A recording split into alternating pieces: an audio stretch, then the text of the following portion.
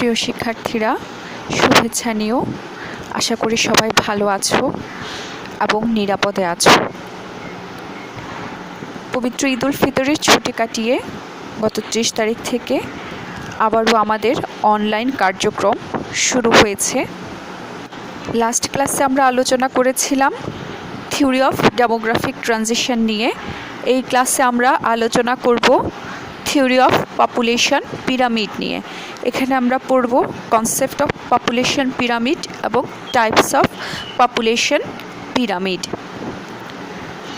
তোমাদের জন্য জনবিজ্ঞানের দুটো বইয়ের রেফারেন্সের কথা বলছি। একটা হচ্ছে জনবিজ্ঞান ও জনসংখ্যা উন্নয়ন জহিরুল ইসলাম শিকদার। আরেকটা বই হচ্ছে জনবিজ্ঞান ও জনসংখ্যা বিশ্লেষণ মনোরঞ্জন দে। আবারও বলছি, জনবিজ্ঞান ও জনসংখ্যা বিশ্লেষণ মনোরঞ্জন দে। এই বই দুটো ফলো করার চেষ্টা করবে, খুব ভালো বই। আশা করি তোমরা এই দুটো বই থেকে উপকৃত হবে। আমরা শুরু করছি পপুলেশন পিরামিড বলতে আমরা কি বুঝি সেই আলোচনা দিয়ে। কোনো জনগোষ্ঠীকে বয়স ও লিঙ্গ অনুসারে বিশেষ ধরনের স্তম্ভ লেখচিত্রের সাহায্যে উপস্থাপন করা হলে তাকে এইজ সেক্স পিরামিড বলে। ডব্লিউ.জে. গুডি এবং পি.কে. হট এর মতে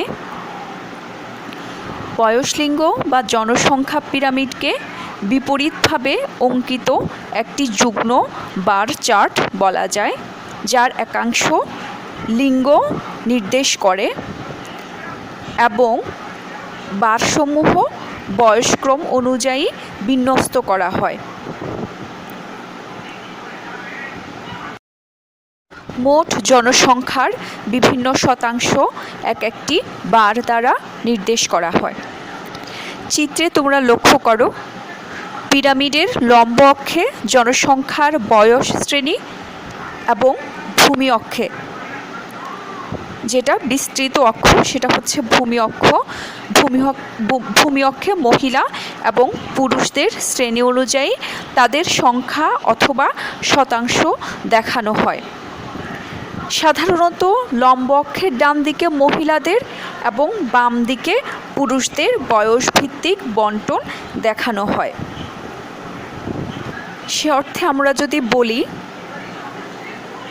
ভূমিকে ভিত্তি ধরে কোনো লম্ব এঁকে এর দুই পাশে স্ত্রী পুরুষের বয়স ভিত্তিক কোনো লেখচিত্রকে বয়স লিঙ্গ বা জনসংখ্যা পিরামিড বলে।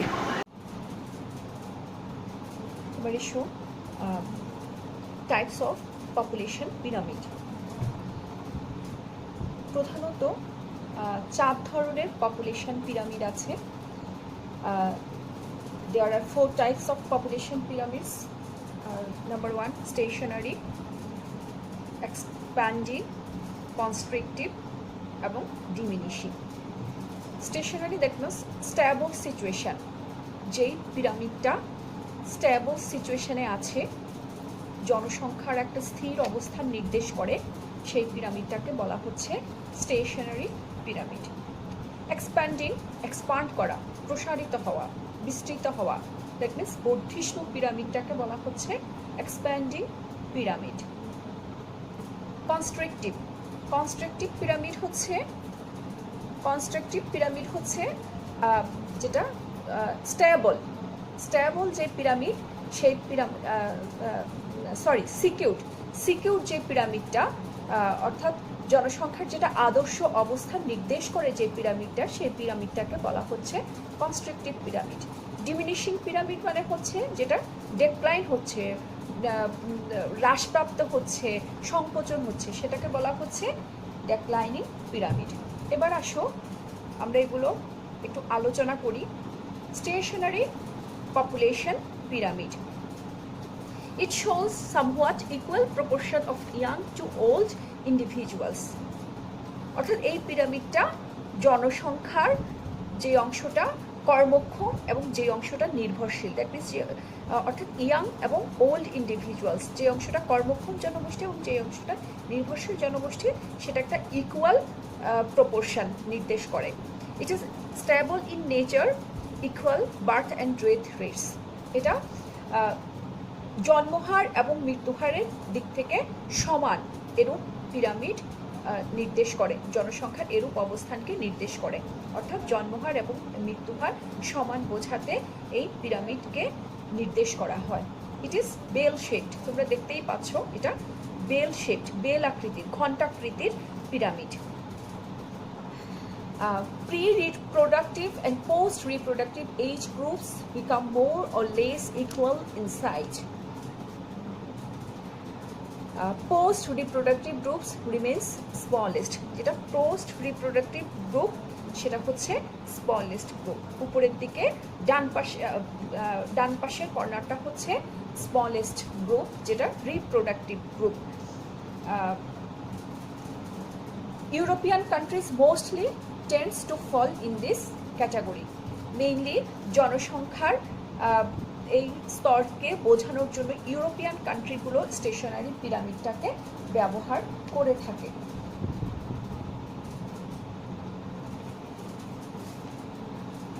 এখানে দেখো এটাকে কেন আসলে স্থির পিরামিড বলা হচ্ছে। এখানে জন্মহার ও মৃত্যুহার কম বলে এটার ভূমিটা বিস্তৃত। পার্শ্বরেখা দুটি প্রায় লম্ব অক্ষের সমান্তরাল হয়ে গেছে। 15 বছর পর্যন্ত সমান্তরাল, কিন্তু 60 বছর পর্যন্ত প্রায় সমান্তরাল হয় পার্শ্বরেখা। 60 বছর পর পার্শ্বরেখা দুটি খুব দ্রুত মিলে যায়। পশ্চিম ইউরোপের অধিকাংশ দেশের জনসংখ্যার বিন্যাস এরকম। এসব দেশে মধ্যবয়সী জনসংখ্যা খুব বেশি। এবার আসো এক্সপ্যান্ডিং পপুলেশন, অর্থাৎ বর্ধিষ্ণু পিরামিড বলতে আমরা কি বুঝি, বা জনসংখ্যার কোন অবস্থানটাকে আসলে বোঝানো হয় বর্ধিষ্ণু পিরামিডের দ্বারা। চিত্র লক্ষ্য করো, এই আকৃতির পিরামিড অনেক বেশি সরু, ভিত্তিটা অনেক বেশি বিস্তৃত, অর্থাৎ ভূমিটা অনেক বেশি বিস্তৃত। দেখো 1565, হ্যাঁ এখানে আপ টু 15, এটা হচ্ছে প্রি রিপ্রোডাক্টিভ স্টেজ। 15 to 65 এটা হচ্ছে productive stage, 65 up to 65 post productive stage.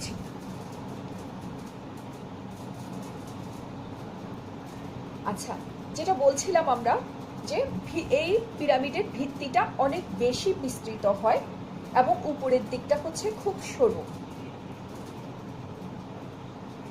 এই ধরনের পিরামিড যেখানে শিশু মৃত্যুহার উল্লেখযোগ্য হারে হ্রাস পাচ্ছে, অথচ জন্মহার অনিয়ন্ত্রিত থাকার দরুন জনসংখ্যার পরিমাণ দ্রুত গতিতে বৃদ্ধি পাচ্ছে, এমন জনসমষ্টির প্রতিনিধিত্ব করে। এতে মধ্যবয়সী জনসংখ্যা খুবই কম এবং শিশু ও বৃদ্ধ বয়সী জনসংখ্যা বেশি, অর্থাৎ নির্ভরশীল জনসংখ্যাটা বেশি। এ ধরনের পিরামিডকে পিটারসন এক্সপ্যান্ডিং পিরামিড বলে উল্লেখ করেছেন। এই পিরামিডে শিশু জন্মহারের তুলনায় মৃত্যুহার দ্রুত কমে যায়।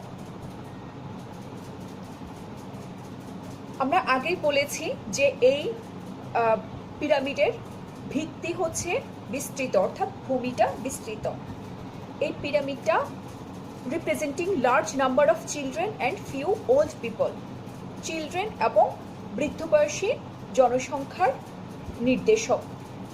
Population that have a large percentage of people in younger age groups, অর্থাৎ এই পপুলেশন পিরামিডের দ্বারা বোঝা যায় যে কোনো দেশে যদি এটার দ্বারা নির্দেশ করা হয় তাহলে বোঝা যাচ্ছে যে এখানে কর্মক্ষম জনগোষ্ঠীর অনুপাতটা বেশি। Usually have high fertility rates, এখানে জন্মহার হচ্ছে খুব দ্রুত বৃদ্ধি পাচ্ছে। আচ্ছা, এবার আসো কনস্ট্রাকটিভ পপুলেশন। কনস্ট্রাকটিভ পপুলেশন কি?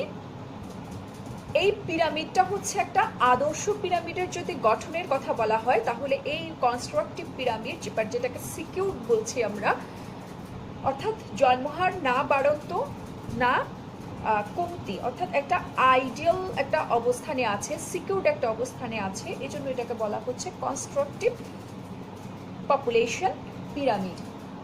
এখানে কি বৈশিষ্ট্যগুলো আছে? Low birth and death rates, এখানে জন্মহার এবং মৃত্যুহার উভয়ই কম।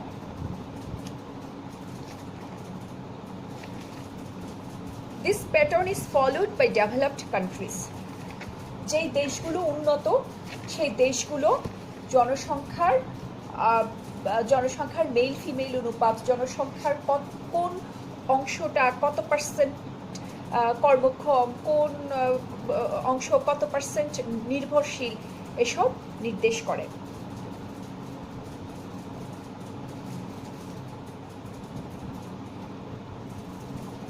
যেসব দেশে বহুদিন ধরে জন্ম এবং মৃত্যুহার ক্রমান্বয়ে হ্রাস পাচ্ছে এবং মৃত্যুহার নিম্ন পর্যায়ে থেকে যাচ্ছে, এসব দেশের জনসংখ্যার কাঠামো এরূপ পিরামিড নির্দেশ করে।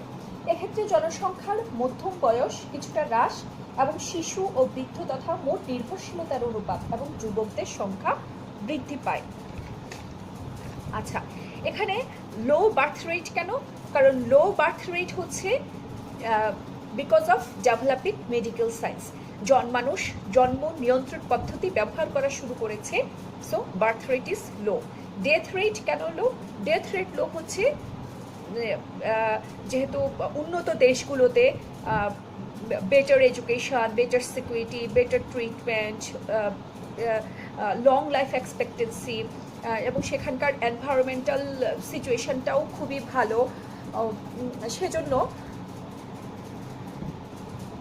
যেহেতু সেখানকার এনভায়রনমেন্টাল সিচুয়েশনটাও খুবই ভালো, সেহেতু উন্নত দেশে জনসংখ্যার যেই অবস্থান, সেই অবস্থাকে বোঝাতে এই কনস্ট্রাকটিভ পপুলেশন পিরামিডটা ব্যবহার করা হয়। 4 নাম্বার, ডিমিনিশিং পপুলেশন পিরামিড, অর্থাৎ সংকোচনশীল pyramid. Birth rate is drastically reduces. বিশ্বে এমন কিছু দেশ আছে যেখানে জন্মহার কমে গিয়ে এমন স্তরে উপনীত হয়েছে যে আর জন্মহার হ্রাস পেলে মোট জনসংখ্যা হ্রাস পাবে। এরূপ জনসংখ্যার কাঠামো সংকোচনশীল পিরামিড দ্বারা প্রকাশ করা হয়। এসব দেশে জন্মহার হ্রাস মৃত্যুহার হ্রাসকে অতিক্রম করে, অর্থাৎ জনসংখ্যার মৃত্যুহার অত্যন্ত কম এবং জন্মহার দ্রুত কমে যাচ্ছে। 1930-এর দশকে পশ্চিম ইউরোপের দেশগুলো এবং 1960-এর দশকে জাপানের জনসংখ্যা পিরামিড এ ধরনের ছিল। পপুলেশন পিরামিডের গুরুত্ব নিয়ে আমরা একটু আলোচনা করি। Number 1, it helps to understand the statistics of countries population. That means কোনো দেশের জন্ম এবং মৃত্যুহার এবং ওই দেশটি জনসংখ্যার অবস্থান্তর তত্ত্বের কোন পর্যায়ে পড়ছে তার একটি ধারণা আমরা পাই। জনসংখ্যার অবস্থান্তর তত্ত্ব সম্পর্কে আমরা গত ক্লাসে আলোচনা করেছি। হ্যাঁ, সেই জনসংখ্যার অবস্থান্তর তত্ত্ব সম্পর্কে আমরা পপুলেশন পিরামিড থেকে ধারণা পাই, একটা স্ট্যাটিস্টিক্যাল ধারণা, একটা পরিসংখ্যানগত ধারণা পাই। Number 2, according to the requirement preventive measures can be taken. Population pyramid থেকে আমরা প্রিভেন্টিভ মেজার্স কী কী হতে পারে এটা সম্পর্কেও অবগত হতে পারি। নাম্বার 3, পপুলেশন পিরামিড থেকে কোনো দেশে জনসংখ্যার কত অংশ নির্ভরশীল এবং কত অংশ কর্মক্ষম তার একটি চিত্র আমরা পাই। এ থেকে আমরা কোনো দেশের আর্থসামাজিক কাঠামোর চিত্রও পাই। অ্যাজ ফর এক্সাম্পল, আমরা যদি জানি যে বাংলাদেশের কর্মক্ষম জনগোষ্ঠীর কত অংশ, বাংলাদেশের নির্ভরশীল জনসংখ্যা অনুপাত কত, তাহলে আমরা বুঝতে পারি যে মানে বাংলাদেশটা এখন কি আর্থসামাজিক অবস্থার কোন পর্যায়ে রয়েছে, developing countries or under developed country. হ্যাঁ, যদি কোনো দেশের জনসংখ্যার কর্মক্ষম অংশটা বেশি হয় তাহলে ওই দেশের আর্থসামাজিক অবস্থাটা উন্নত হয়। নাম্বার 3, জনবিজ্ঞানীরা পপুলেশন পিরামিড থেকে জনসংখ্যার বয়স কাঠামো, নির্ভরশীলতা অনুপাত, স্ত্রী পুরুষ অনুপাত ইত্যাদির মধ্যে তুলনা করতে সক্ষম হন। এবার এসো কিছু সমালোচনা, দু একটা সমালোচনা বলি। জনসংখ্যা কাঠামোকে স্থির প্রকৃতির বিবেচনা করা হয়, কিন্তু এটি ঠিক নয়, কারণ জনসংখ্যার পরিবর্তনের ফলে পিরামিড স্থির থাকতে পারে না। আসলে জনসংখ্যাটাই তো হচ্ছে পরিবর্তনশীল, তো সেখানে পিরামিড তো আসলে স্থির থাকতে পারে না। জনসংখ্যা পরিবর্তন হলে জনসংখ্যার পিরামিড অবশ্যম্ভাবীভাবেই পরিবর্তিত হবে। নাম্বার 2, প্রতিটি বয়স এবং লিঙ্গ পর্যায়ের জনসংখ্যাই জন্ম, মৃত্যু ও স্থানান্তরের কারণে প্রতিনিয়ত পরিবর্তিত হচ্ছে। তোমরা জানো জড়বিজ্ঞানের 3টি গুরুত্বপূর্ণ চলক: ফার্টিলিটি, মর্টালিটি অ্যান্ড মাইগ্রেশন, এবং এগুলোর কারণেই কিন্তু জনসংখ্যাটা পরিবর্তিত হয়।